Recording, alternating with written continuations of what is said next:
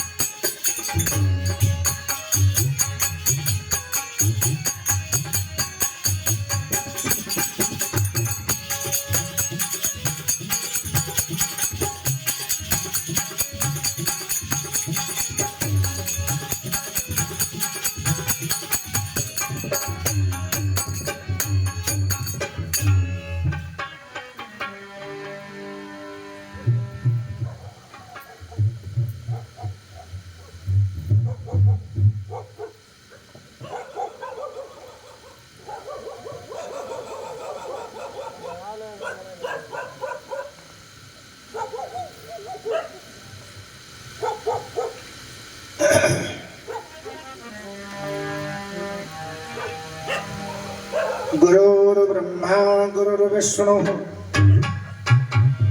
गुरुर्देवो महेश्वरः गुरुर्साक्षात् परं ब्रह्म तस्मै श्री गुरुवे नमः। अखंडमंडलाकारं व्याप्तमेन चराचरं तत्पदं दर्शितं येन तस्मै श्री गुरुवे नमः। सच्चिदानंद रूपाय विश्वोत्पत्त्यादिहेतवे तापत्रयी विनाशाय श्री कृष्णाय वयं नमः।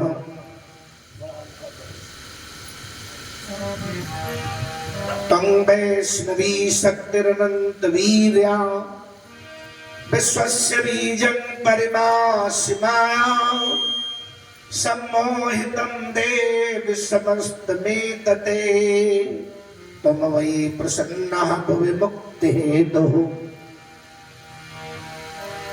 सर्वा बाधा प्रशमनं त्रैलोक्यस्याखिलेश्वरि एवमेव त्वया कार्यं मस्मद्वैरिविनाशनम्। शरणागत दीनार्थ परित्राण परायणे सर्वस्यार्थ हरे देवी नारायण नमोस्तुते। अतुलित बलधामं हेम शैलाभदेहम् धनुज बन कृशानं ज्ञानि नामग्रगणिं सकल गुण निधानं वानराणामधीशं रघुपति प्रिय भक्तं बात जातं नमामि। वीणा की सुना देता एक बार वीणा पाणी हृदय तंत्रिका की तार तार तू बजा दे मां। जान निज जन जगा दे जगदम्ब अम्ब बैरी बरबंडन को विश्व से मिटा दे मां। गाऊं गुण गौरव तुम्हारे नित्य आठोयाम ऐसी भव्य भावना हृदय में प्रगटा दे मां। हंस वाहिनी कर दे निज दास पे कृपा वरदे सुयस की पताका फहरा दे मां। प्रेम से बोलिए सदगुरुदेव महाराज की जय हो। आदि पुरुष गुरु जी महाराज की जय हो। हनुमान जी महाराज की जय हो। दुर्गे मैया की जय हो। सरस्वती माता की जय हो। शंकर भगवान की जय हो। सत्य सनातन धर्म की जय हो। ग्राम के सभी देवी देवताओं की जय हो। स्थान देवताओं की जय हो। प्रेम से बोलिए अपने अपने माता पिता की जय हो। परम ब्रह्म सच्चिदानंद पावन ब्रह्म पुरुषोत्तम परम पुरुष परम सम्मानीय प्रातःस्मरणीय पूजनीय श्री सद्गुरुदेव महाराज जी के चरण कमलों में कोटि कोटि बंदगी करते हुए अगुण अनामय अखंड अद्वितीय अगम अगोचर अज अद्वैत अजन्मा अनंत कोटि ब्रह्मांड नायक ऐसे सद्गुरुदेव महाराज जी के चरण कमलों में कोट कोट बंदगी करते हुए निर्गुण निराकार त्रिगुणातीत परात्पर परिपूर्ण ब्रह्म निर्विकार निर्भय निसंदेह परम सत्ताओं में अपनी सत्ता में विचरण करने वाले ऐसे पूज्य सद्गुरुदेव महाराज जी के चरण कमलों में कोट कोट बंदगी करते हुए धर्म पथ का अवलंबन करने वाले समस्त विवेकशील महान भाव एवं धर्मानुरागी परम प्रिय सज्जन ब्रह्म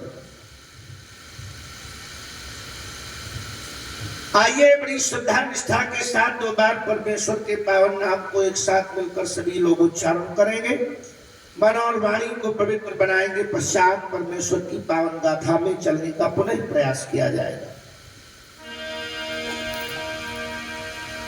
गोविंद हरे गोपाल हरे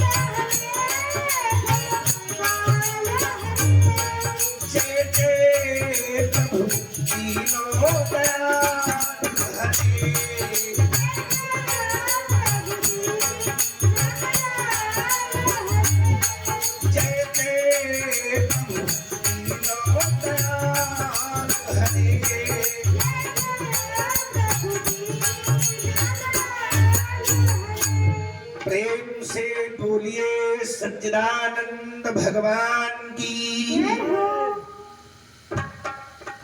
प्रेमी सज्जनों, दोपहरी के पावन सानिध्य में आप सभी लोग चर्चा में ध्यान दे रहे थे।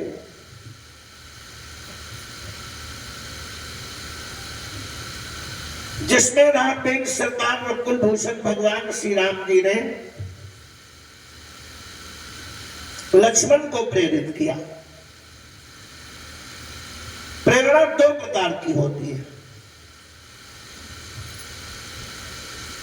एक शर्मीली प्रेरणा होती है और एक जोशीली प्रेरणा होती है। कभी कभी वही बात व्यक्ति के सामने बोल दी जाए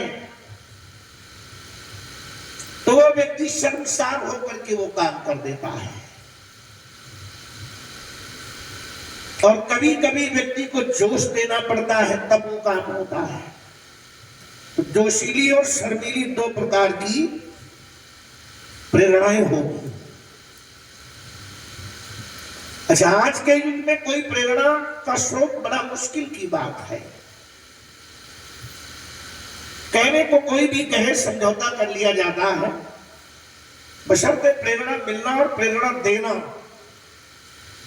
ये दोनों चीजें बड़ी खतरनाक है।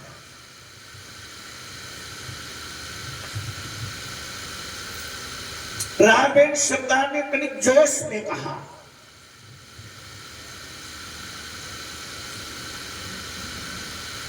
वर्षा ऋतु समाप्त हो गई है, शरद ऋतु का आगमन हो गया है, निर्मल ऋतु का आगमन हुआ है और सुग्रीव आराम से अपना राजकोष लेकर के बैठ गया। शायद जिस बाण से मैंने बाली का वध किया था उसी बाण से सुग्रीव को भी मारना पड़ेगा। जो श्री बात कह रहे, लक्ष्मण जी ने सोचा कि प्रभु श्री राम नाराज हो गए, तो लक्ष्मण ने पहले से धनुष बाण उठा लिया कि चलो तुम ये क्यों करोगे, हम ही देख लेते हैं।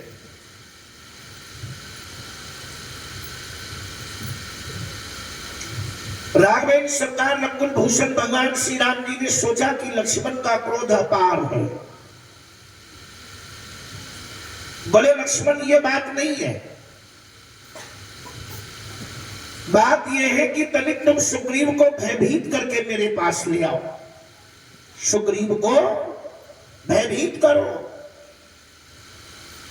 भवानी कहने लगी भगवान शिव शंकर से कि राम को तो कभी क्रोध आए नहीं, फिर ये क्रोध आया क्यों? कहा बिल्कुल नहीं, जास कृपा छूटे मद मोहा। जिनकी पावन कृपा से व्यक्ति का अहंकार क्रोध नष्ट हो जाता है, भवानी स्वप्न में भी उससे कभी क्रोध नहीं आ सकता। कहा फिर ये था क्या?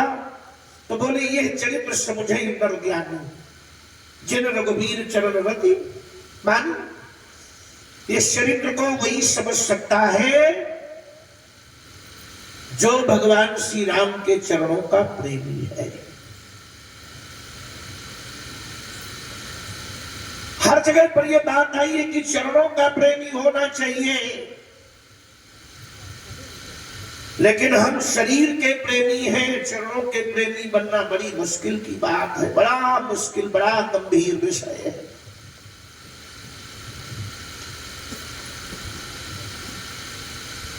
भगवान शिव शंकर कहते कि यह चरित्र समझे मुनि ज्ञानी, और उनमें से काट छांट करके जिन रघुवीर चरण रति मानी। भवानी इसलिए तुम ये चरित्र समझने में ना समझो।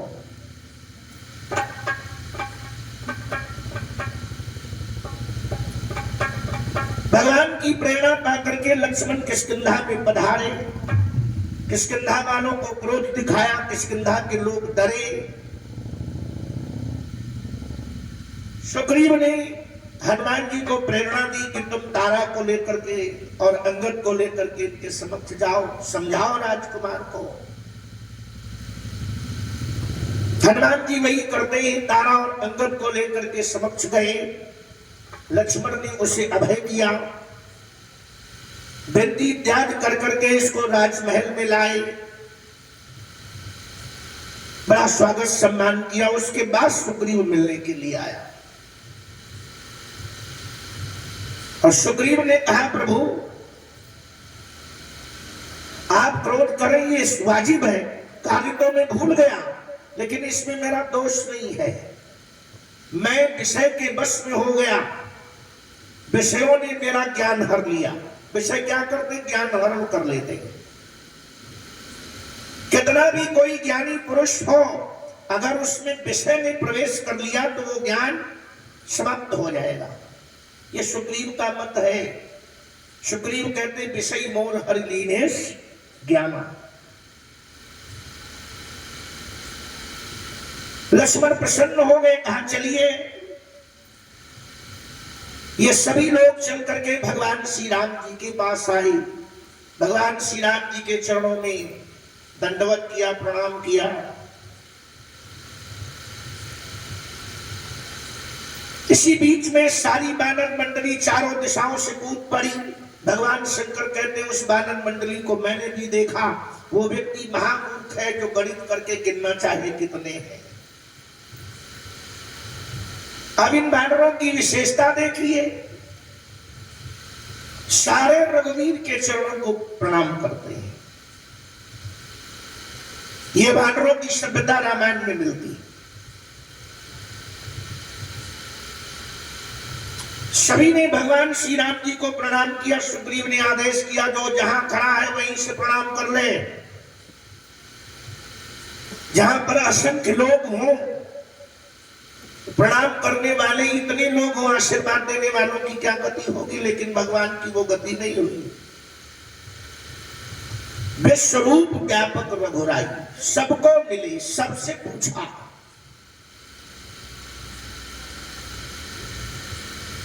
और उसके बाद सुग्रीव को आदेश दिया कि अब वही यत्न करो जिससे सीता मिल सके।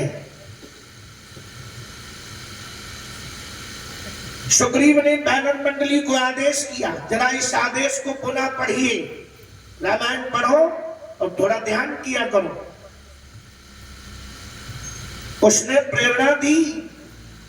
सुग्रीव ने कहा कि मैं तुम लोगों को 31 दिन का समय देता हूं। ध्यान करना थोड़ा अपना चरित्र के ऊपर भी। सुग्रीव ने वानर मंडली को आदेश किया कि 31 दिन का समय मैं तुम्हें देता हूं। 31 दिन के भीतर अगर जानकी की तलाश किए बिना यहां पर कोई आएगा तो उसकी मृत्यु मेरे हाथों निश्चित है। सभी वानरों ने इस बात पर सहमति जताई कि ऐसा ही होगा। अच्छा, हम लोग होते तो सहमति नहीं होती, पहले सुग्रीव से दंगा हो जाता कि हम तुम्हारे नौकर हैं। और ये वानर कोई ऐसे वैसे नहीं थे, सब अपने अपने देश के राजा थे। सब अपने अपने देश के राजा हैं। सबने अपना राज्य छोड़ दिया। ये बात तब तुम्हें पता चलेगी जब तुम उत्तरकांड में भगवान श्री राम के राज्याभिषेक के बाद पढ़ोगे कि ये कहां कहां के राजा थे।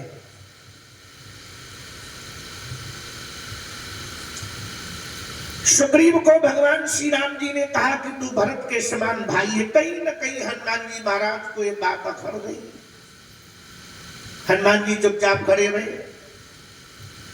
सभी वानर मंडली जब चली गई तो हनुमान जी महाराज नहीं गए। प्रभु श्री राम जी ने पूछा, हनुमान कोई दिक्कत है? कहा दिक्कत थी नहीं, लेकिन दिक्कत आपने बना दिया। राम जी ने सोचा कि मैंने कौन सी दिक्कत बना दी। तो हनुमान जी ने कहा, प्रभु मैं एक बात तुमसे जानना चाहता हूं। सुग्रीव को तुमसे किसने मिलाया? कहा तुमने। कहा मैं अपने कंधों पर बैठा करके तुमको ऋषिमुख पर्वत पर कौन लाया? कहा तुम। अग्नि को बीच में साक्ष्य मान करके तुम्हारी मित्रता किसने जोड़ी? कहा तुमने। कहा दोनों तरफ की कथा किसने सुनाई? कहा तुमने। कहा सुग्रीव का राज्याभिषेक करने के लिए कौन गया? कहा तुम लोग। कहा फिर ये सुग्रीव कहां का राजा बन गया जिसको आपने भरत की पत्नी दे दी? अरे एक बार अपना बेटा ही हमको कह देते। भगवान श्री राम सोचने लगे चूक तो हो गई। आखिर प्रभु प्रभु है, राम राम है, राम से चूक कहां हो सकती है?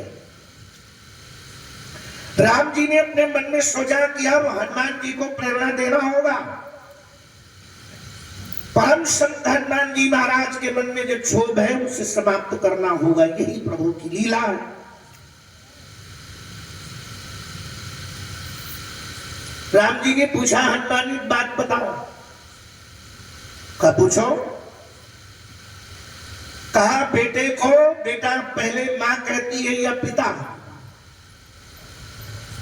हनुमान जी बोले कानूनन तो बेटे को सबसे पहले माता ही बेटा बोलती है। तो राम जी ने पूछा, क्या जानकी जी ने तुमको कभी बेटा कहा? हनुमान जी के पांव के नीचे की जमीन खिसक गई। कहा हम तो उल्टे ही दाम में उलझते हैं। बोले प्रभु इसका कभी अवसर ही नहीं आया। रघुवीर कहने लगे, हनुमान मैं तुमको वचन देता हूं जिस दिन तुम्हें जानकी एक बार बेटा कह देगी उस दिन तुमको अपने हृदय से लगाकर और अपना सगा पुत्र हम तुम्हें मान लेंगे। हनुमान जी को जोश आ गया। हनुमान जी ने कहा जानकी है कहां? राघवेंद्र सरकार प्रभु श्री राम कहने लगे, ये तुम्हें बताना पड़ेगा जानकी कहां है। ये तुम्हें बताना होगा। हनुमान जी ने अपना मस्तक चरणों में झुका दिया। पाछे पवन तने सिरुनावा।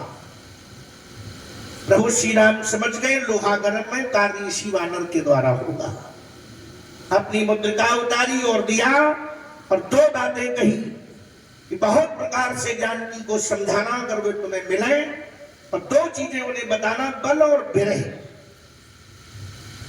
मेरा बल भी उन्हें याद दिला देना कि राम इतना बली हैं, और साथ में इतना भी बता देना कि इतने प्रेम में वो कमजोर हो गए हैं। यह सब राजनीति की रक्षा करने के लिए भगवान श्री राम जी ने काम किया। क्योंकि जब राजनीति खतरे में पड़ती है तो राम जैसे आदर्शवादी पुरुष उसकी रक्षा करने के लिए हनुमान का चुनाव करते हैं। आज की राजनीति की मैं बात नहीं करता। गोस्वामी जी लिखते हैं, यद्यपि प्रभु जानत सब बाता, राजनीति राखत सुर त्राता। ये सारे आदेश हनुमान जी को प्रभु श्री राम जी ने दे दिए। तो चले सकल बन खोजत सरिता सरगिरि खोह, राम काज लैलीन सब बिसरा तनकर छोड़। ये वानर मंडली वन की कंदराओं में, जंगलों में, दर्रों में, तालाबों में, नदियों में, पहाड़ों में जानकी जी की तलाश करना प्रारंभ किया है। भगवान श्री राम जी के कार्य में इतना लयलीन हो गए कि इनको अपने शरीर की सुधि भूल गई। अच्छा, हम में और बानरों में एक ही अंतर मिला मेरी समझ से। ये लिखा पढ़ी की बात नहीं है। तुम पूछो कि ये कहां लिखा है, तो ये मेरी खोपड़ी में लिखा मिलेगा, बाकी किसी किताब में नहीं मिलेगा। मेरे विचार से ये सब लोग प्रभु श्री राम का कार्य करने के लिए अपने शरीर की सुधि भूल गए बानरों में। और हम में यही अंतर है कि जब मेरे समक्ष कभी राम का कार्य आता है तो हम बहुत पुराना इतिहास उठा करके देखते हैं कि हमारी इनकी कभी बनी नहीं है। यही अंतर हम में और बानरों में है। व्यक्तिवाद में हो सकता है, लेकिन राम से, परमात्मा से ये ख्याल, ये विचार जिसके अंदर आ जाए, तो मेरी समझ से जिस मानव का इस धरती पर उपकार नहीं हो सकता है, जिस मानव से धरती पर मानव का उपकार नहीं हो सकता है, तो उस मानव को मानव कहलाने का अधिकार नहीं हो सकता है। यह पहली बात याद रखो।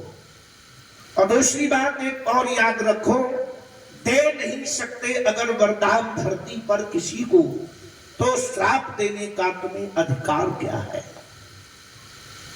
अगर किसी को तुम श्राप दे रहे हो, ये तुम्हारे अधिकार से वंचित है। अगर तुम किसी का उपकार नहीं कर सकते, अगर किसी को वरदान नहीं दे सकते, तो तुम्हें श्राप देने का कोई अधिकार नहीं है। अगर तुम किसी की बड़ाई नहीं कर सकते, तो उसकी बुराई भी करने का तुम्हारे पास कोई सर्टिफिकेट नहीं है। अगर तुम किसी को भला नहीं कह सकते, तो तुम्हारे पास वो प्रमाण पत्र कहां से आया कि तुम किसी को बुरा कह सको? फिलहाल ये मेरे विचार हैं, और मैं अपने विचारों को किसी के ऊपर थोपता नहीं हूं कि तुम ऐसा करो। मैंने अपने संदेश में, जो मेरे संदेश मेरे गुरुजनों ने, संत पुरुषों ने मुझे दिए हैं, मैं कहीं भी जाऊं अपना संदेश देता हूं। पहला संदेश कई बार, अनेकों बार, और आज फिर वही संदेश, एक रहो और नेक रहो। एक बनो और नेक बनो। अच्छा कार्य करने के लिए कोई पुराण नहीं कहती है, अच्छा बनने के लिए सभी पुराने कहती हैं। जब तुम अच्छे बन जाओगे तो तुमसे कोई बुरा कार्य होगा ही नहीं। ये मेरे निजी विचार हैं, मैं ये विचार किसी के ऊपर थोपता नहीं हूं। पब्लिक में कहीं भी रहूं, मैं किसी के ऊपर अपने विचार जबरदस्ती नहीं थोपता हूं कि ये तुम करना। लेकिन साथ में एक बात और भी है, मैं उन विचारों का कभी समर्थन नहीं करता जो मेरी समझ में नहीं आते। उन विचारों का मैं कभी समर्थन नहीं करता। ये व्यासपीठ है, व्यासपीठ के ऊपर बैठ करके कभी किसी भी वक्ता को, किसी भी विद्वान को अपनी सफाई में झूठ नहीं बोलना चाहिए। ये व्यासपीठ है, व्यास को बदनाम करने की चेष्टा किसी विद्वान में नहीं है। आइए चलते हैं चर्चा की ओर। राघवेंद्र सरकार प्रभु श्री राम जी का कार्य करने के लिए बानरों ने बीड़ा उठा लिया है और ये जंगलों में विचरण कर रहे हैं। अच्छा, जंगल में कोई जरूरी नहीं कि हर जंगल में महात्मा मिलेंगे। कतहु होई निशिचर से भेटा,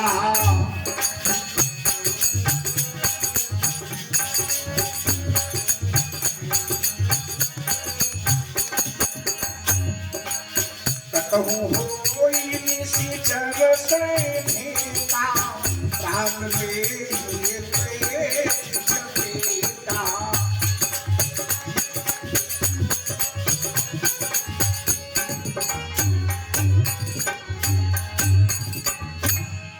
बानर मंडली को निशाचरों से भेंट हो गई। अच्छा, बानर मंडली कहां मानने वाली? क्योंकि राघवेंद्र सरकार प्रभु श्री राम बानरों को इतना शिक्षित करके भेजते हैं कि निशाचरों ने ऐसा काम किया है। सारी बानर मंडली एक निशाचर को घेर लेती, एक ही एक थप्पड़ में काम तमाम कर दिया। साथ में काम जारी हुआ। बहु प्रकार गिरी कानन है वही,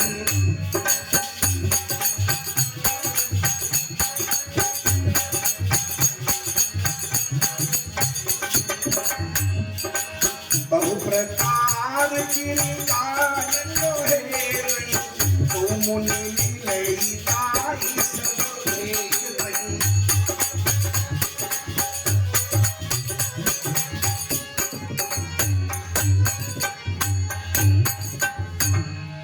बहु प्रकार गिरी कानन ही रहे, सब तरीके से पत्ते पत्ते, डाली डाली, वृक्ष वृक्ष को जंगलों में जानकी जी की तलाश शुरू हो जाती है।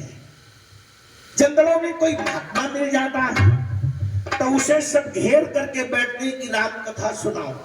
तुम तो भगवान श्री राम जी के दास हो, तुम्हें इस बात को अवगत होना चाहिए कि जानकी जी कहाँ है। ये सब कार्य करते करते लागी त्रसाय अतिशय कुलानी,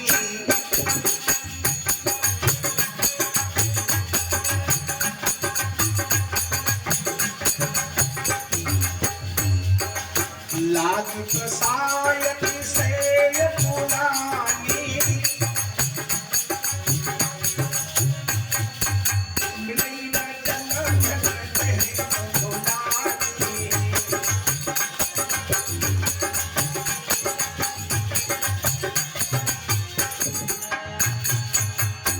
लागी त्रसा से कुलानी, मारे प्यास के कारण बानर मंडली परेशान हो गई। जंगल में जल का दूर दूर तक कोई पता नहीं है कि जल मिलेगा। हनुमान जी ने विचार किया। विचार तो वही करेगा जो विचारवान पुरुष है।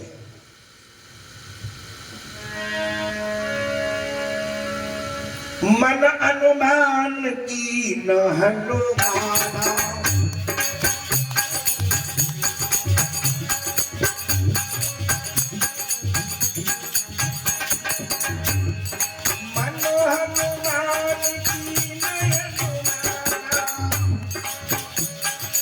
मरण चाहत सदविलोचन पाना,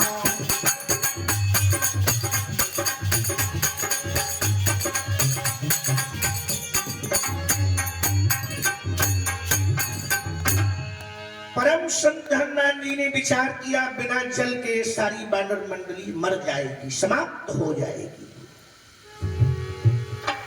हनुमान जी महाराज तुरंत छलांग लगा करके पर्वत के ऊपर चढ़े। चढ़ गिरी शिखर चमुदिसी देखा,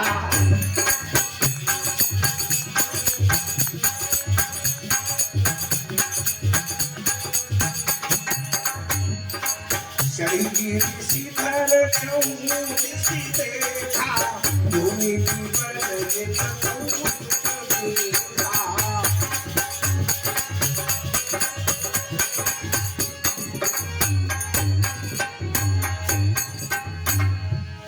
हनुमान जी महाराज पर्वत के ऊपर चढ़े और चारों तरफ निगाह दौड़ाई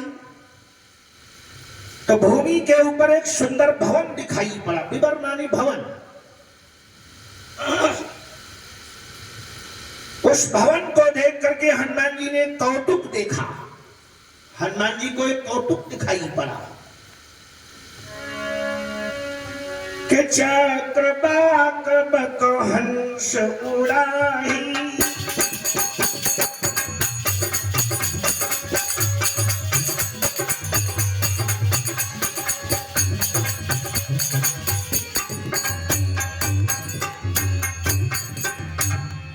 चक्रवाक बक हंस उड़ाही, बहुतक खग प्रतिसही देही।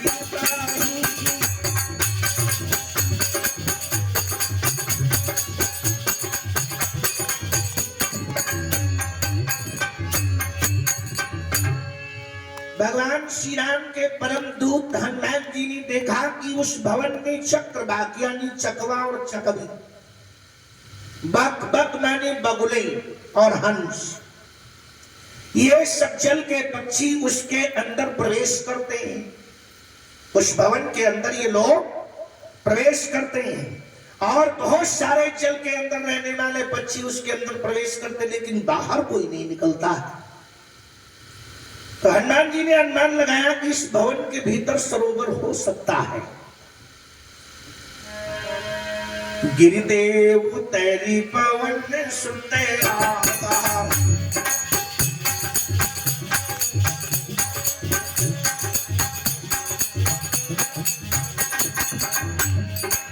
गिरिदेव तेरी पवन सुनते आवा, सब कहूँ सही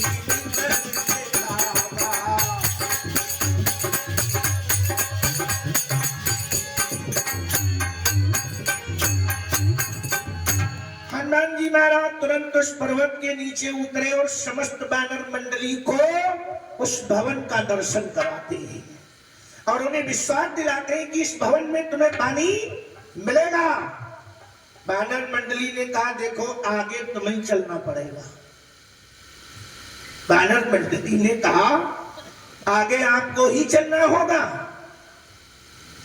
अब एक विशेष बात ये देखिएगा, हनुमान जी महाराज सबसे पीछे चले, बाछे पवन तनय सिर नावा, और आज वानर मंडली आगे चलने के लिए तैयार नहीं है कि आपको आगे चलना पड़ेगा। हनुमान जी ने कहा ठीक है, हम तो प्रभु श्री राम के हाथ पीगी ही चुके हैं। हनुमान जी ने कहा मैंने एक क्षण अपना भगवान श्री राम जी को समर्पित कर दिया है। आगे कहे हनुमंत ही लीधा,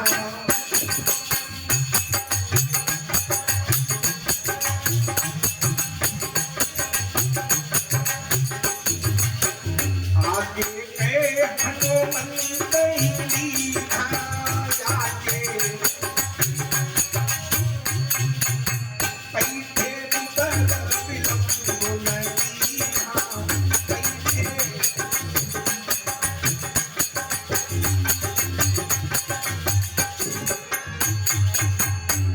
हनुमान जी महाराज से सभी वानरों ने कहा आगे चल करके पता लगाइए। हनुमान जी ने कहा आगे मैं चलता हूं, तुम लोग पीछे आओ। एक सेकंड में सभी वानरों को लेकर के हनुमान जी महाराज उस राजभवन में प्रवेश कर गए और जब वहां पहुंचे तो दीख जायु पवन बरे सर्व विकसित बहु कन्ये,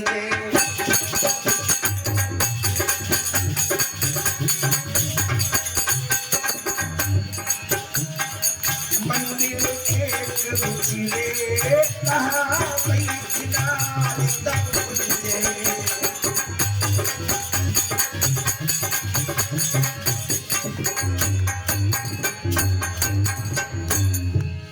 वानर मंडली अंदर प्रवेश करती है तो देखा कि बड़ा सुंदर एक बगीचा है, उपवन है, उसमें एक बड़ा सुंदर सरोवर है और एक सुंदर मंदिर बना है दक्षिण दिशा की ओर। उस मंदिर की चौखट के ऊपर एक नव युवती, बड़ी तपस्वी, एक वीर तपस्विनी उस पर बैठी हुई है। हनुमान जी ने सोचा कि ये तो बात गलत हो गई। सबसे पहली बात यह है कि बिना पूछे इस भवन में हम प्रवेश कराए। अच्छा, हनुमान जी की शिक्षा है बिना पूछे अगर कहीं प्रवेश कर जाओ। तो बहुत सुंदर हनुमान जी ने एक उदाहरण दिया है कि दूरी ते ताहि सबरी सिरनागा।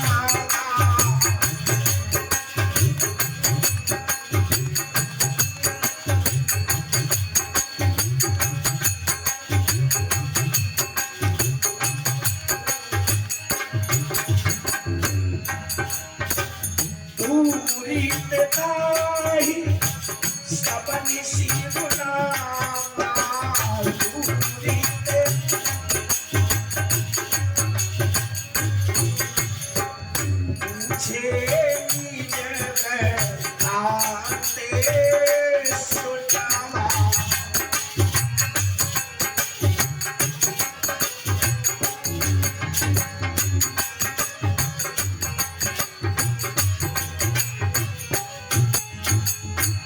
हनुमान जी ने वानर मंडली को आदेश किया, सभी लोग प्रणाम कर लो, इस देवी को इसी में भलाई है। अर्थात बिना पूछे किसी के भवन में प्रवेश कर जाओ, अगर कोई दिखाई दे, अगर जान बचाना है तो प्रणाम कर लो, जिंदगी बच जाएगी। अगर उसमें कोई देवी रहती है तो, और अगर कोई सुपर्णखा रहती है तो अदालत का रास्ता तय हो जाएगा, इसमें भी दो राय नहीं है। यहां देवी रहती है। जहां सभी लोगों ने प्रणाम किया तो उसने पूछा कि तुम लोग कौन हो। तो हनुमान जी ने बड़ी जल्दबाजी में सारा चरित्र उसको सुना दिया।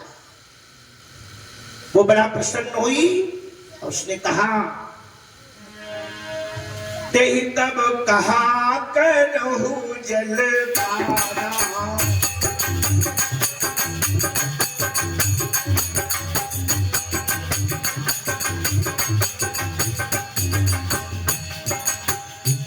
तब कहा करहु जलधारा।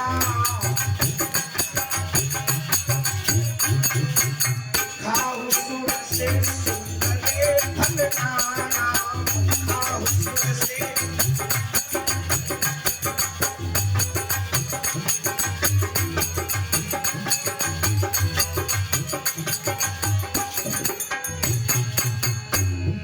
उस तपस्वी ने तुरंत वानर मंडली को आदेश किया कि सभी लोग सरोवर में स्नान करो, जलपान करो।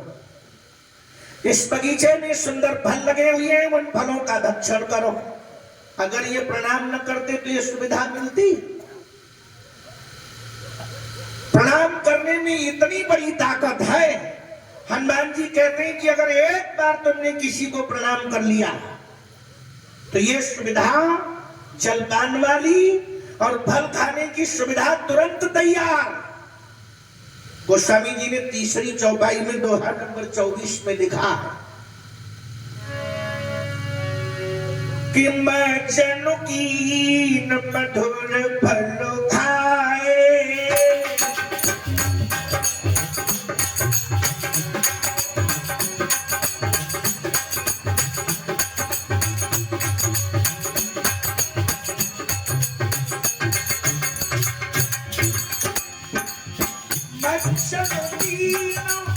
मधुर फल खाए।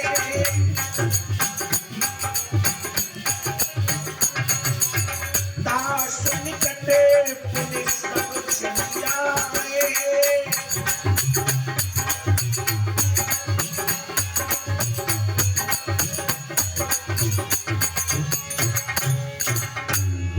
हनुमान जी के साथियों ने जाकर के सरोवर में स्नान किया। पता नहीं कितना समय हो गया हो चलते चलते, सब थके हारे थे। मज्जन किया, स्नान किया और सुंदर फल खाए, डट करके खाई।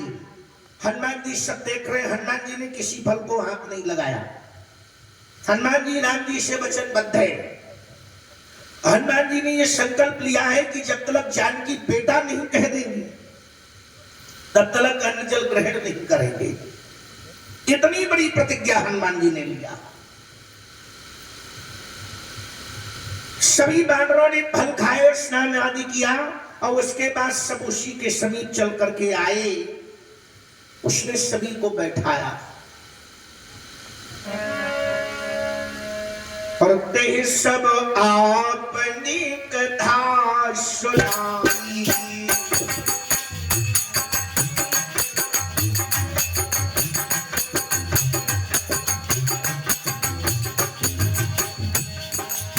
ते सब आपनी कथा सुनाई।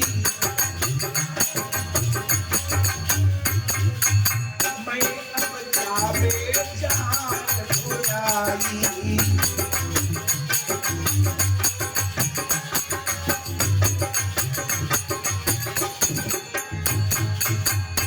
उसने अपने जीवन की सारी कथा बानरों को सुनाई।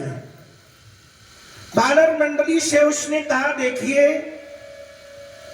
आप सभी भगवान श्री राम के दूत हैं, हम भी उनको मिलने के लिए यहां बैठे हैं।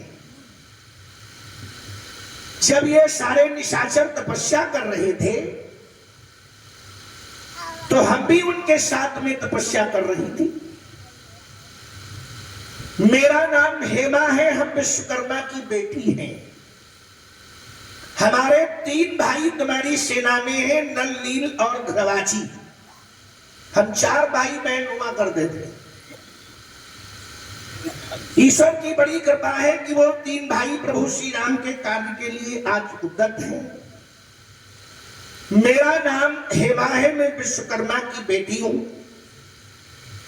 ये भगवान शिव शंकर की महती कृपा है कि भगवान शिव शंकर ने दिव्य भवन मुझे ये दिया था और तब से मेरा नाम हो गया स्वयं प्रभा। इस जंगल के सभी ऋषि मुनि लोग हमें स्वयं प्रभा के नाम से जानते हैं। भगवान शंकर ने कहा, देवी तुम इसी राजभवन में विद्यमान रहो। जब कभी राघवेंद्र सरकार प्रभु श्री राम के दूतों से तुम्हारा मिलाप हो जाएगा, यानी उनसे दर्शन हो जाएगा, तो तुम्हें जिस घड़ी का इंतजार है वो घड़ी तुम्हारे समक्ष आ जाएगी। भगवान श्री राम का तुम्हें दर्शन हो जाएगा, तुम उनसे मिल सकोगी। तो ते ही सब आपन कथा सुनाई और बोली कि अब मैं जाब जहां रघुराई। अब मैं उस जगह को जाना चाहती हूं जहां राघवेंद्र सरकार प्रभु श्री राम स्वयं मेरा इंतजार कर रहे हैं।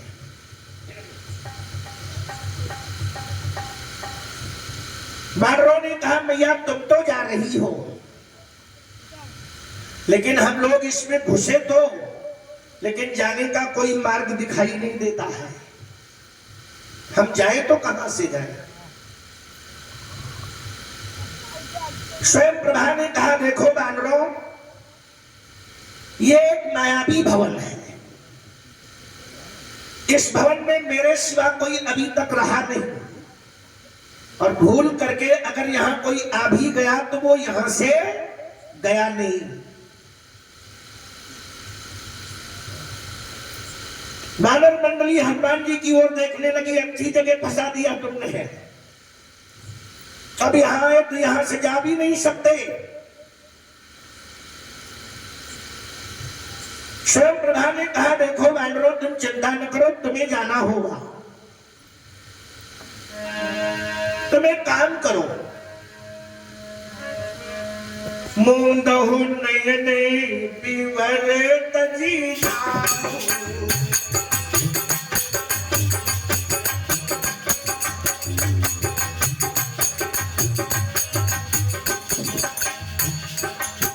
मूंदहु नयने विवर तजी जाओ।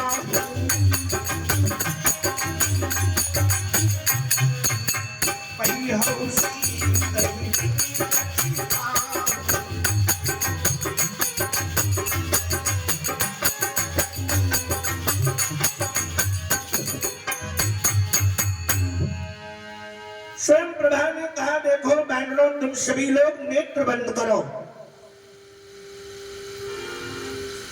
हम तुम्हें जहां तुम जाना चाहते हो वहां पहुंचा देंगे।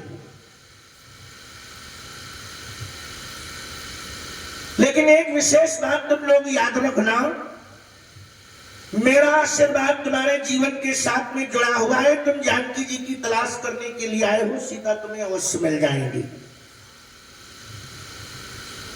हनुमान जी ने कहा जो ये तपस्विनी कहती है वही करो।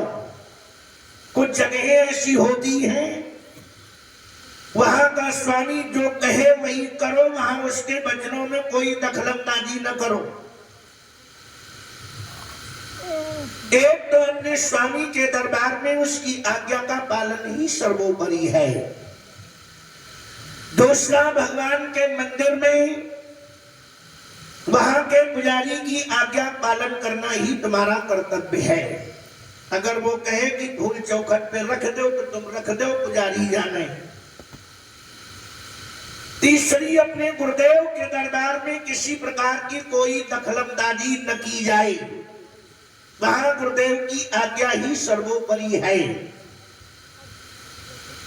अगर वहां पर यह वचन किया गया कि तुम आग हथेली पर रखो तो तुम्हें जलने का डर नहीं होना चाहिए, क्योंकि जलने और जलाने का डर उसे होना चाहिए जिसने तुम्हें आग रखने के लिए हथेली पर कहा है।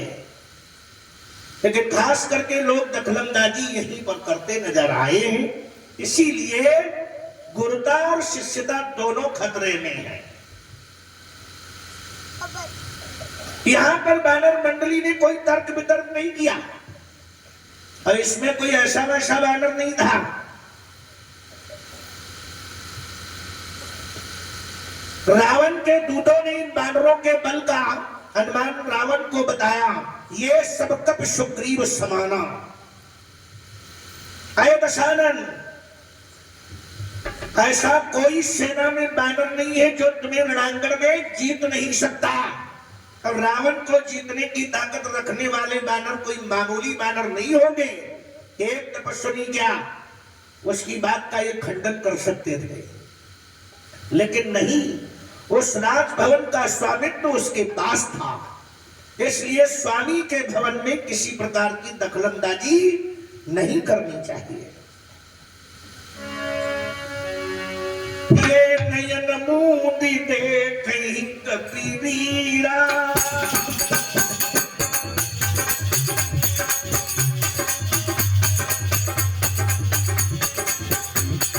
नयन मूंदी देखी कबीरा, हारे सकल सिंधु के तीरा।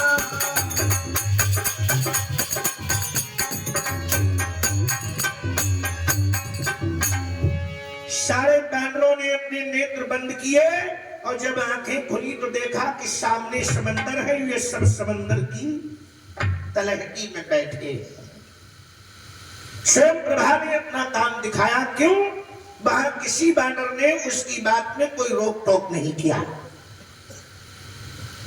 और उसके बाद सौंप गई जहां रघुनाथा जाई कमल पद नायस माथा। भगवान श्री राम से भेंट करने के लिए स्वयं प्रभा प्रवर्षण नाम के पर्वत पर आई और उनके चरण कमलों में अपना शीश झुकाया। नाना भांति बिनते ही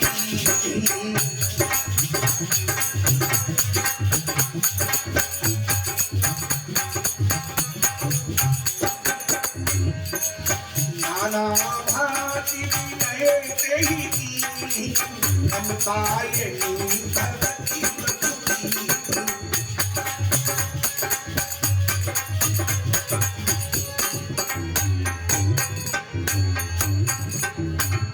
नाना प्रकार से राघवेंद्र सरकार प्रभु श्री राम के चरणों में स्वयं प्रभा ने विनती किया।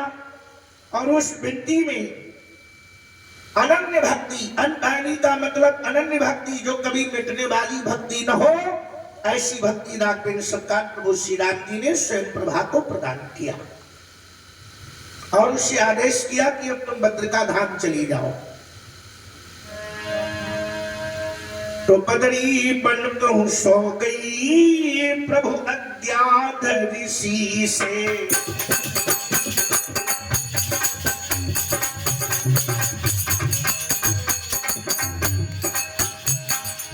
पुरधरी नाम चलने चुके ये नदी से।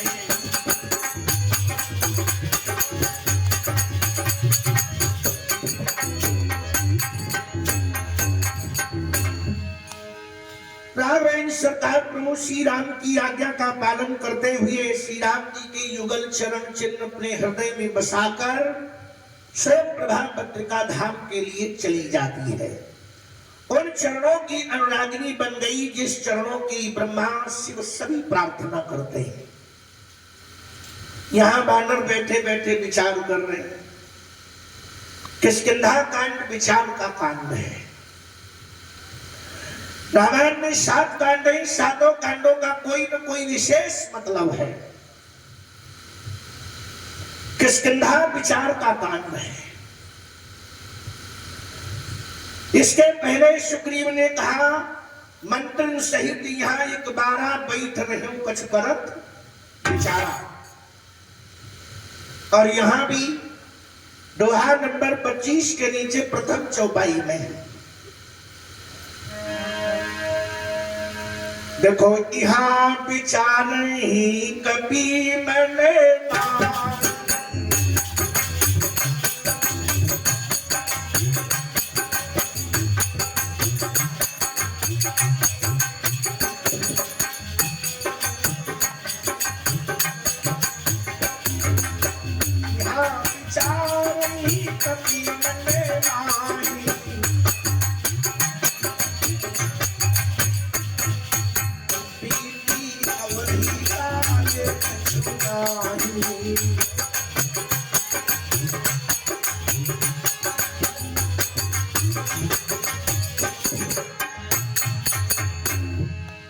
सारी बानर मंडली बैठी एक साथ विचार कर रही है कि जो समय सुग्रीव ने 31 दिन का दिया था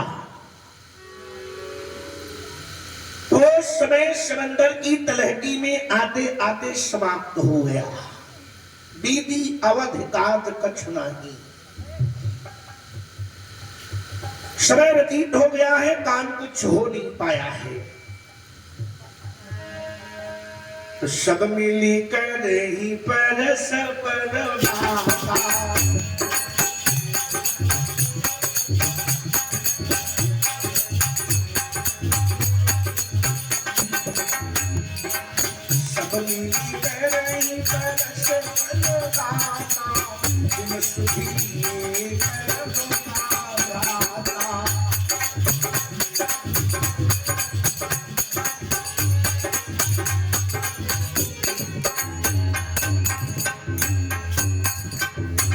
सारी बानर मंडली बैठी एक तक विचार कर रही है कि समय की सीमा समाप्त हो गई और काम कुछ हो नहीं पाया। क्या करेंगे? बानर मंडली को बड़ी चिंता है कि कौन सा मुंह सुग्रीव को दिखाएंगे। काम कुछ हुआ नहीं, सीमा समाप्त हो गई है। कायंगद लोचन भरी वाली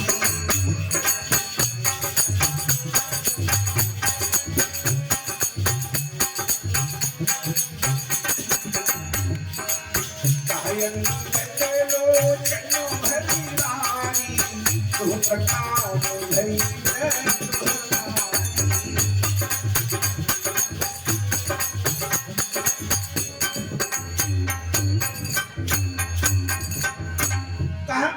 लोचन भरिवारी। बानर मंडली में सबसे छोटे वीर अंगद है। सो अंगद अपने नेत्रों में जल भर करके रोने लगा और सबसे कहने लगा कि दोनों तरीके से मौत मेरी है। कुछ बुद्धिमान बानरों ने कहा तुम्हें इस बात की क्यों चिंता? कहा देखो मेरे पिता ने राम जी से ये वचन दिया था कि जो कार्य हम नहीं कर पाए वो मेरा बेटा करेगा। ये मेरे समान बली है, मेरे समान बुद्धिमान है और मेरे समान समस्त कार्यों को करने में ये वांछित है। तो पहली बात ये है कि हम प्रभु श्री राम के खिलाफ हो गए। यहाँ शुद्ध सीता कई पाई,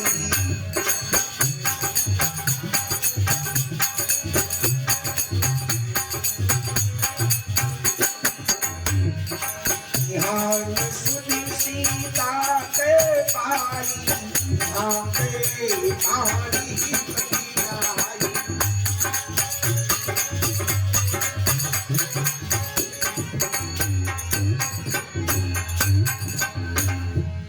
पहली बात तो यहां सीता की कोई सुधि नहीं मिली, ये मौत है। और दूसरी बात सुग्रीव ने कहा कि बिना सीता की सुधि लिए जो आएगा वो मेरे हाथों मारा जाएगा। तो इधर सीता का पता ना लगने पर मेरी मृत्यु है और अगर हम खाली हाथ गए तो भी मारे जाएंगे। और वैसे भी सुग्रीव ने कहीं का छोड़ा नहीं है। पिता बधे परमारत मोही,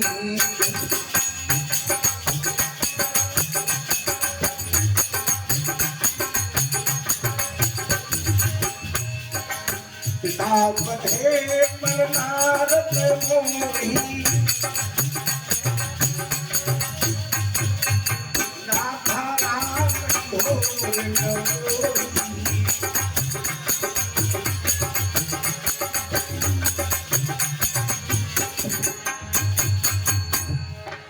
उसने तो मेरे पिता का वध होने पर मुझे भी समाप्त कर देता वो, लेकिन ये राघवेंद्र सरकार प्रभु श्री राम जी की महती कृपा है जो मैं आज जिंदा हूं और उनका कार्य करने के लिए आया हूं। पुने पुने अंगद सब पाई,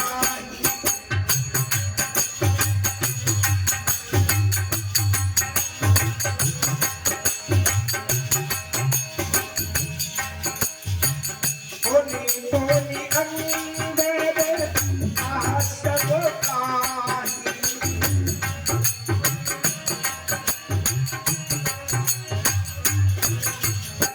मरण भये मुझे संशय नाही।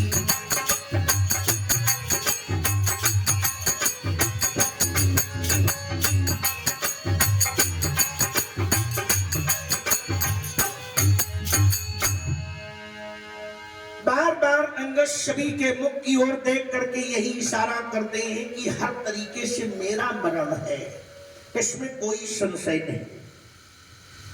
लेकिन कुछ वीर बानरों ने अंगद को ढांढस बंधाया। अंगद बचन सुनत कपीला,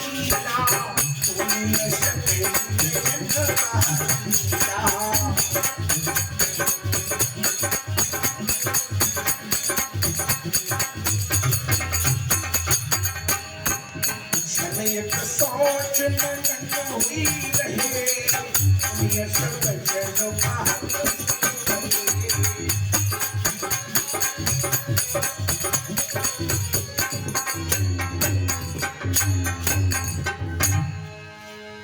अंगद जी के वचनों को सुन करके सारे बानर एक सेकंड के लिए मगन हो गए। सभी विलाप करने लगे। वीर अंगद का रुदन सभी को रुला देता है। थोड़ी देर मगन होने के बाद सबने एक साथ अंगद को धीरज बंधाया। कहा सुनो, तुम्हें इतनी चिंता करने की आवश्यकता नहीं है। हम सीता के सुधि लीने बिना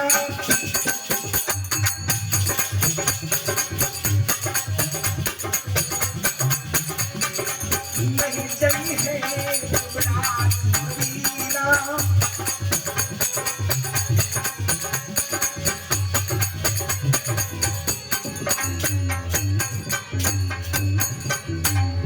अंगद हम तुम्हें वचन देते हैं जब तक सीता का पता हर तरीके से नहीं लग जाता है तब तक हम लोग वापस नहीं जाएंगे। युवराज हम तुम्हें ये वचन देते हैं। अश्कही लवन सिंधु तट जाई बैठे कपि सब दर्भ बसाई।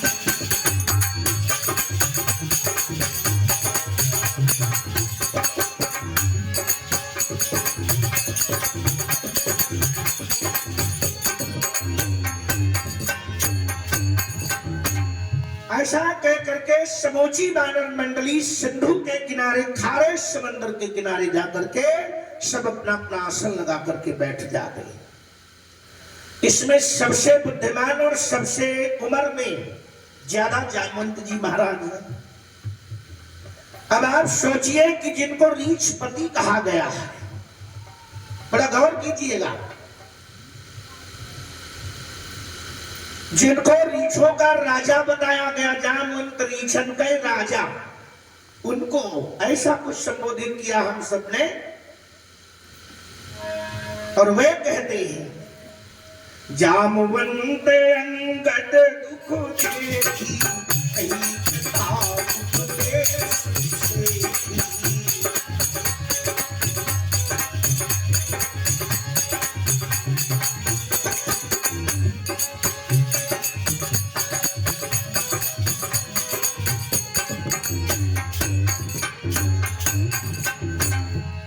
जामवंत जी ने जब अंगद को ज्यादा दुखी देखा, देखो समाज में बूढ़ा होना बहुत जरूरी है।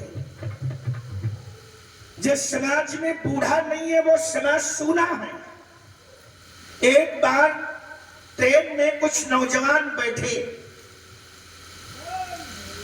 तमाम सारे नौजवान बैठे, उसमें एक बुढ़ा बैठा हुआ था किनारे। तो नौजवानों ने जब बूढ़े को देखा तो उनको हंसी दिखाई पड़ी।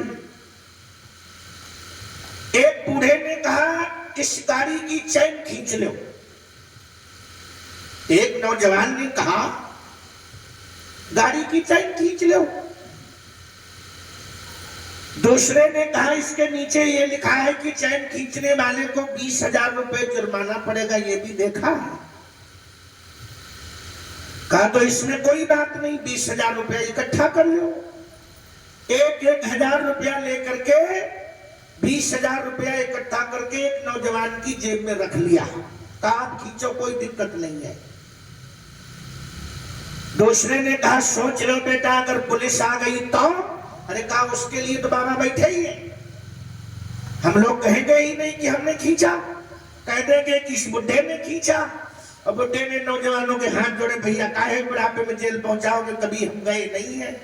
अब लड़के और मगन हुए कि बुढ़ा गिड़गिड़ा रहा। एक नौजवान ने झपट करके चैन खींच ली, गाड़ी रुक गई। तुरंत पुलिस आ गई। पुलिस आई, किसने चैन खींची? लड़कों ने कहा इस बुढ़े ने चैन खींची है। दरोगा ने पूछा क्यों बाबा तुमने चैन क्यों खींची? तो उसने कहा साहब मेरी मजबूरी थी। बुढ़ा बोला साहब मेरी बड़ी मजबूरी थी। कहा वो मजबूरी कैसी थी?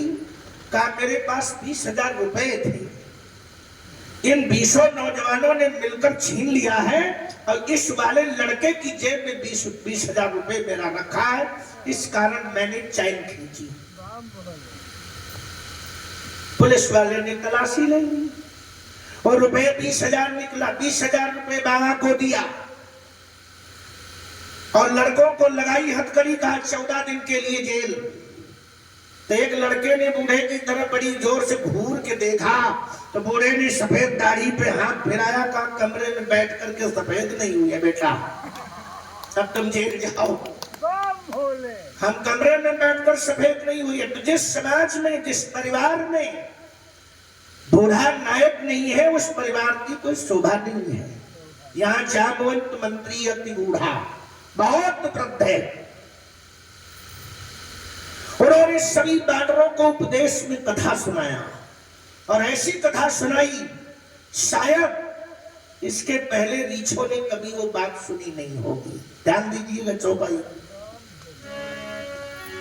कि तात राम कहु नर जनि मानो।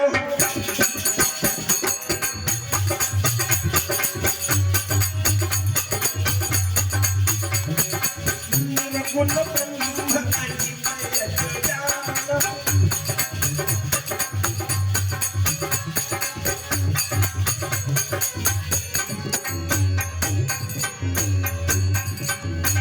राघवेंद्र सरकार कुलभूषण को जामवंत जी ने पहचाना। बोले हे तात, श्री राम जी को मनुष्य मत मानो, वे निर्गुण ब्रह्म अजेय और अजन्मा है। हम सब बड़े भाग्यशाली हैं। हम सब सेवक अति बड़भागी। हम सब सेवक अति बड़भागी। संगत सगुण कहे दुरारी।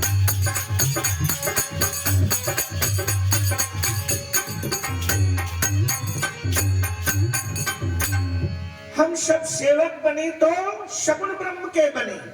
वैसे तो वो अजेय अजन्मा निर्गुण निराकार निरालंब त्रिगुणातीत प्रभु है, लेकिन इस युग में अपनी इच्छा से सगुण ब्रह्म के स्वरूप में अवतरित हुए और हम सबको उनका कार्य करने का अवसर प्रदान हुआ।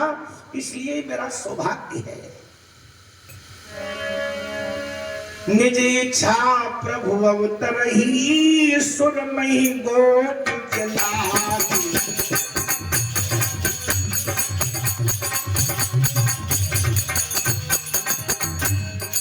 सगुन उपासक संग कहाहि। मोक्ष सुख त्यागी।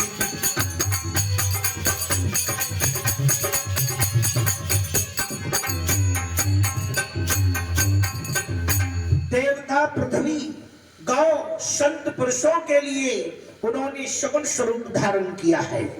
अपनी इच्छा से अवतार हुआ उनका।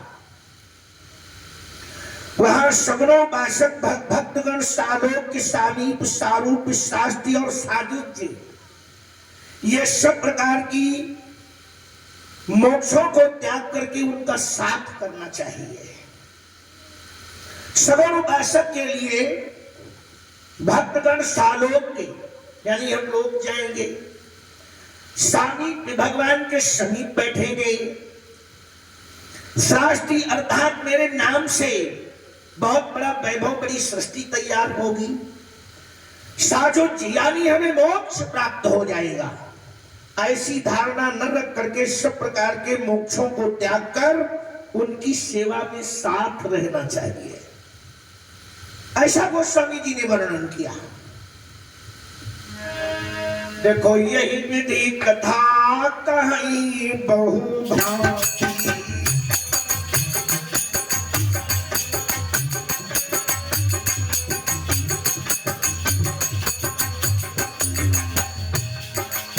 यही विधि कथा कहीं बहु भांति।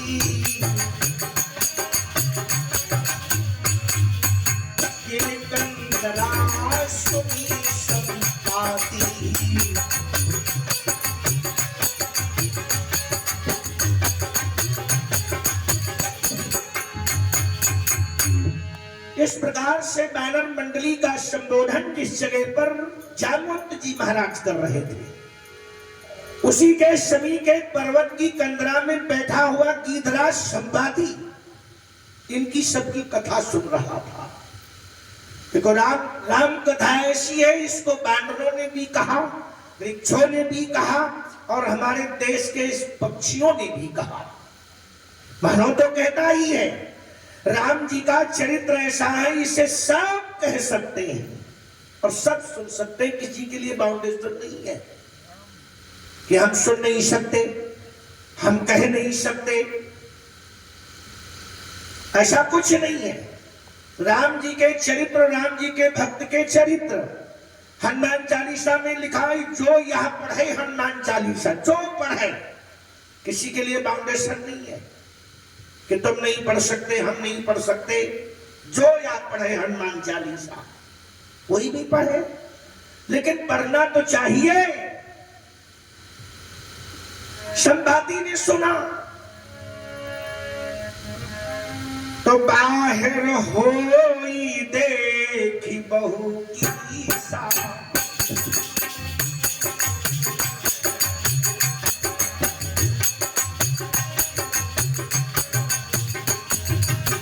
बाहर होई देखी बहू की सा,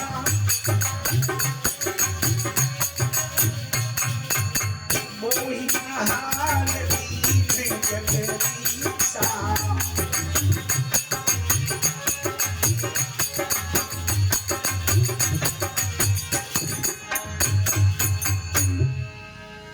जब वो कंदरा के बाहर निकला तो देखा तमाम सारी बानर मंडली बैठी है, तो गीध अपने अंदर बड़ा प्रसन्न हुआ। आज विधाता ने मेरा भोजन घर बैठे भेज दिया है। आज सबने कहूं भक्षण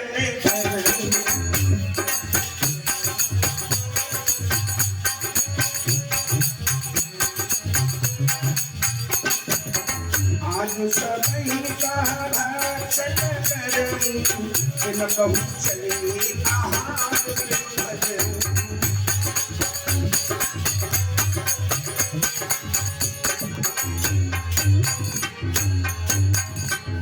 आज इनका एक साथ में भोजन करूंगा।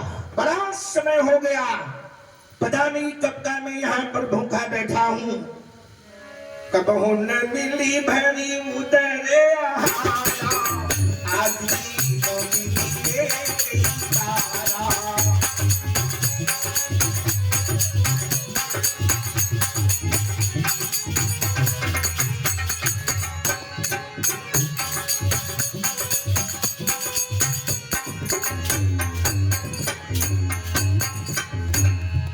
जब से इस कंदरा में मैं आया हूं तब से भरपेट भोजन कभी नहीं मिला। आज ब्रह्मा जी की बड़ी विशेष कृपा हमारे ऊपर है कि सब एक साथ एकदम भोजन भेज दिया। ये संवादी की बात सुनकर के समस्त बानर मंडली में डर पैदा हो गया। डर पे गीत बचन सुनी हारा,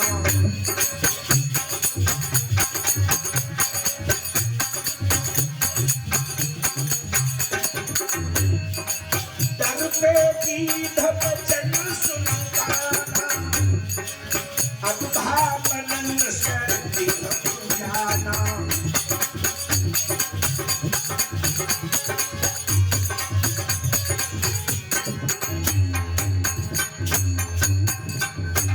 सबने विचार किया कि वहां से भले ही बच गए हों, लेकिन इस विशालकाय पक्षी की चोंच और पंजों से अब हम नहीं बचेंगे, अब तो मरना ही मरना है। तो कब सब उठेगी कहां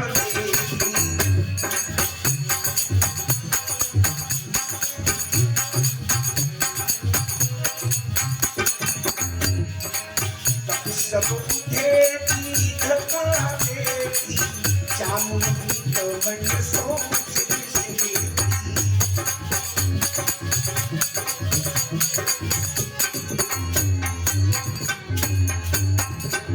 सारी बानर मंडली एक साथ में उठ पड़ी। जामवंत ने कहा, वाह रे जवानों।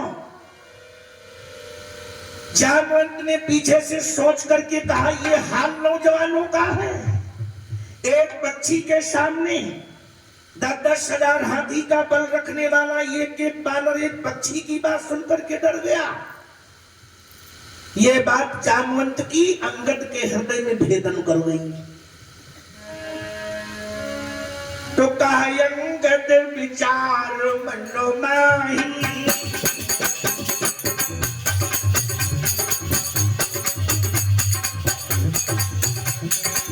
धन जटायु सबको नाही।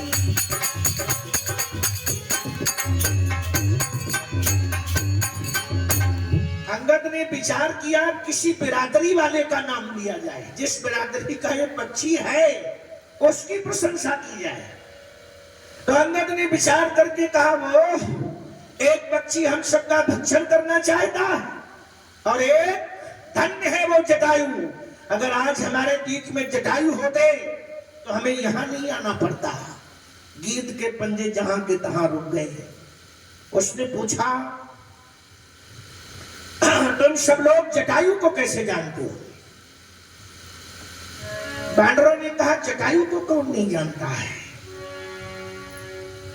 उसने राम काज कारण तनु त्यागी,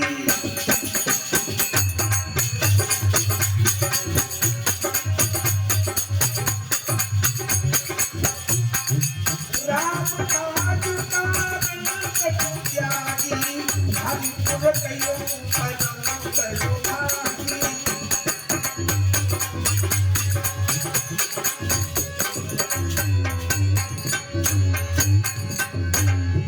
अरे वो तो भगवान श्री राम की पटरानी महारानी जगदम्बा की अस्मिता बचाने के लिए अपने प्राणों को आहुति दे देता है। अफसोस इस बात का है कि आज जटायु हम लोगों के बीच में नहीं है।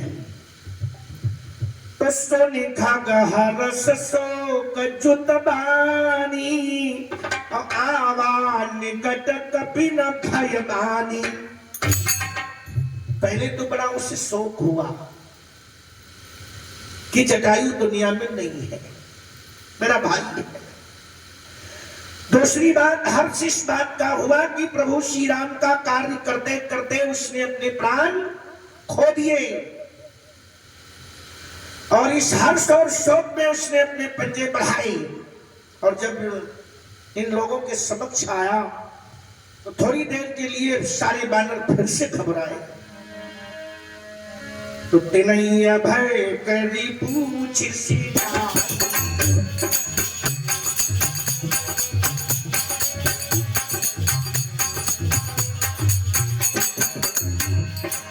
तिनैया भय करी पूछ सीधा, कथा सकल की सुना।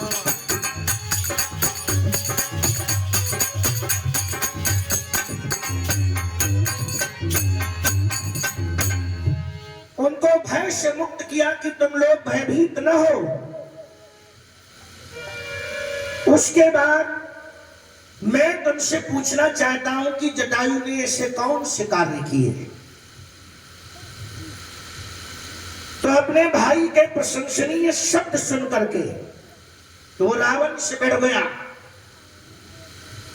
जिसका कोई जोड़ा नहीं था, जिसके चलने से धरती आकाश थर्राते थे, ऐसे दशानन को उसने कुछ क्षणों के लिए मूर्छित किया। कसोनि संपाति बंधु के करनी, और रघुपति महिमा बहुविधि बरनी।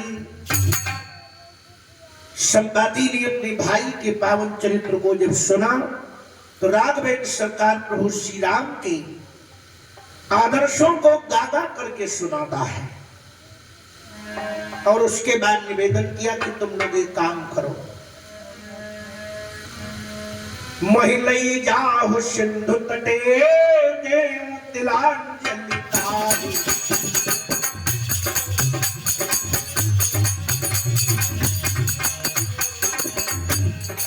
वचन सहाय कलकी में परिहम हो चहुराई।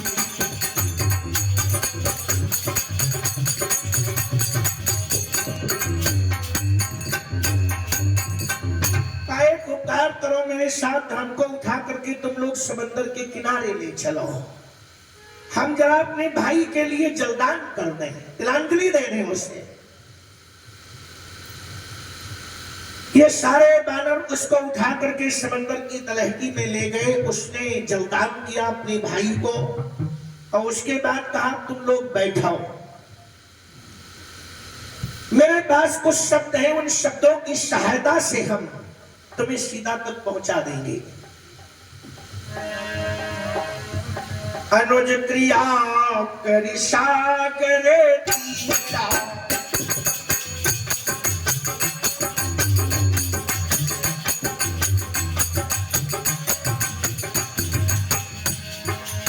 अनुज क्रिया करी सागर तीरा,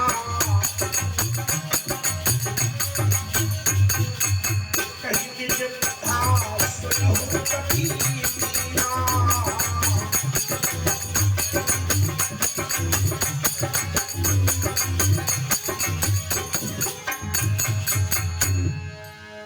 भगवान श्री राम के चरणों में अपना मन लगा करके अपने भाई का कर्म कांड करके समंदर की तलहटी में, और फिर उसने कहा तुमको मैं अपनी कथा सुनाता हूं। तुम्हें अफसोस होगा कि मैंने जटायु के लिए इतना क्यों किया कुछ, तो मैं तुम्हें बताना चाहता हूं। हम दो बंधु प्रथम तरुणाई, गगन गए रवि निकट।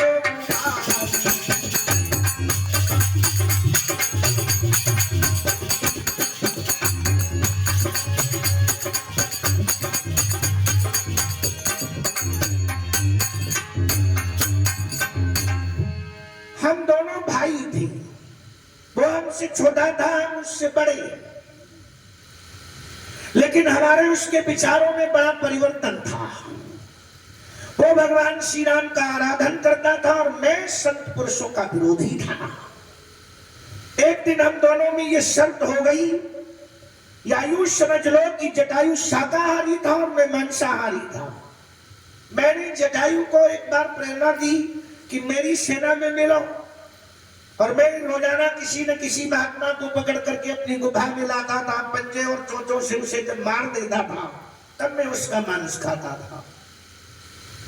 मैंने जटायु से कहा कि तुम मेरी सेना में आ जाओ। जटायु ने मुझे प्रेरणा दी कि तुम भगवान श्री राम के भक्त बन जाओ। तो हम दोनों में शर्त हो गई कि जो सूरज तक पहले पहुंच जाएगा। कोई ऐसी वैसी शर्त नहीं है। जटायु ने कहा अगर तुम पहले सूरज तक पहुंच जाओगे तो मैं मांसाहार करने लगूंगा।